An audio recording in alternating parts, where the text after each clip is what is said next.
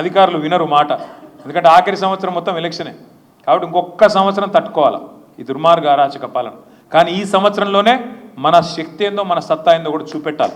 ఖచ్చితంగా గలం విప్పాలి, బలం చూపాలి.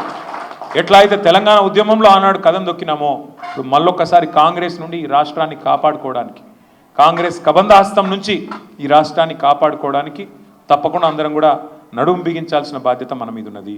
దయచేసి నేను మిమ్మల్ని కోరుతా ఉన్నా, ఈ చేరికలు రావడం, చేరడం, 4 కండువాలు కప్పడం ఈ రొటీన్ కార్యక్రమం మాదిరిగా కాకుండా దయచేసి కొత్తగా మెంబర్షిప్ కార్యక్రమం ప్రారంభమవుతున్నది. ఉన్న కమిటీలు అన్నీ రద్దయినాయి. ఇప్పుడు ఏ మండల కమిటీ లేదు, ఏ గ్రామ కమిటీ లేదు, ఏ కమిటీ లేదు ఇప్పుడు ఒక రాష్ట్ర కమిటీ తప్ప. కాబట్టి కొత్త కమిటీల నిర్మాణంలో సమిష్టిగా పనిచేయండి. నేను జయపాల్ యాదవ్ గారిని కోరుతా ఉన్నా, మా వెంకటేష్ గారిని, శ్రీనివాస్ రెడ్డి గారిని, విజితారెడ్డి గారిని, పేరు పేరున అందరిని, మా ఆర్ఎస్ ప్రవీణ్ అన్న అందరినీ కోరుతా ఉన్నా, కొత్తగా చేరిన మిత్రులను కూడా కోరుతా ఉన్నా. పార్టీ బలమైతేనే, కింది స్థాయి నుంచి బలోపేతం అయితేనే కేసీఆర్ చెప్పేది కింది దాకా పోతుంది. లేకపోతే కింది దాకా చెప్పి కొట్లాడి ఓట్లు వేయించిన వాళ్ళు లేరు, ఉండరు. మీరు గట్టిగా పట్టించుకోకపోతే, ఇప్పటి నుంచి చదువుకొని రాకపోతే ఇల్లు అనేది ఎప్పుడు చదువుకోవాలి? వానాకాలం రాకముందే చదువుకుంటామా లేదా? ఇట్లే మనం కూడా ఇప్పుడు వానాకాలం అంటే మళ్ళీ మనకు ఎలక్షన్లకు ముందే నువ్వు నీ మొత్తం కొంప చదువుకుంటే చక్కగా ఉందా లేదా చూసుకుంటే, లీకేజీలు లేకుండా చూసుకుంటేనే రేపటి రోజున మళ్ళీ గెలుస్తాం కలవకుర్తిలో.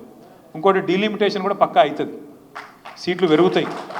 కాబట్టి ఇప్పటి నుంచి కొట్లాడుకోకూరి, నా సీటు నీ సీటు, నీ సీటు నా సీటు, నా కుర్సీ నీ కుర్సీ, గదే కొట్లాట గదేళ్ళు. ఆయన ఉరుకుతుంటే ఈయన కాళ్ళలో కట్టబెడుతుంటాడు. అమన్గల్ గెలిచి ఓడిపోయాను. ఇక ఎవరి పేరు నేను చెప్పగాని మన నాయకుల అనైక్యత వల్లనే ఓడిపోయాను. ఇక ఏం అనుమానంలో సిగ్గుపడేదండి. ఎవడన్నా లేకపోతే మెజారిటీ సీట్లు గెలిచి మనం 8 గెలిస్తుంది 17లో. కాంగ్రెస్ వాడికి 5, 4, ఒక్కటే. కాంగ్రెస్ వాడు గడ్డపారలేక ఒక్కడే గెలిచిండు. వాడు బీజేపీ 4, 5 వాడు గెలిచిండు. 6. మరి మెజారిటీ మనం గెలిచి ఎట్లా పోతుందండి మున్సిపాలిటీ? మన వాళ్ళే ఉద్దేశపూర్వకంగానే పోగొట్టారు. కానీ గలిగి ఉంటుంది చెప్తే బాగుంటుంది.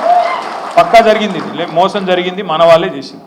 నేను కోరేది ఏంటంటే, సరే ఒక మున్సిపాలిటీ ఆగవే మున్సిపాలిటీ ఒకటి పోతే పోయింది, వస్తే వచ్చింది, అది పెద్ద ముచ్చట కాదు. కానీ రేపు అసలు యుద్ధంలో మోసం ఇట్లే అయిందనుకో, అప్పుడు చేతులు గాలినాక ఆకులు పట్టుకోవడం కూడా లాభం ఉండదు. ఇప్పటి నుంచే దయచేసి కొద్దిగా గత అనుభవాల నుంచి, గత తప్పుల నుంచి పాఠం నేర్చుకుందాం. ఒకరికొకరు అండగా నిలబడదాం. ఒకరికి కష్టం వస్తే మరొకరం గట్టిగా అండగా నిలబడదాం. నేను ఒక మాట ఇందాక జయపాలని అడిగిన, ఆ తమ్ముడు రాములు గారు జర వేదిక మీదకి రావాలి. మా సోదరుడు మా మహేష్ గారు కూడా వారు కూడా వేదిక మీదకి రావాలి. వారిద్దరికి చిరు సత్కారం చేద్దాం. ఎందుకంటే ఇంత బ్రహ్మాండంగా పోరాటం చేస్తున్నందుకు పేరున మిగతా మిత్రులకు కూడా నమస్కారాలు ఎక్కడో అక్కడ కూర్చోండి. నమస్కారాలు తెలియజేస్తూ జై తెలంగాణ.